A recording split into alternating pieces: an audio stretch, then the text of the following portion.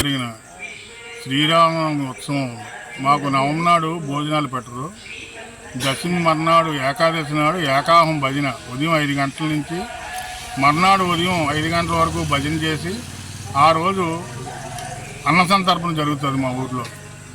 అంటే ద్వాదశి నాడు భోజనాలు జరుగుతాయి.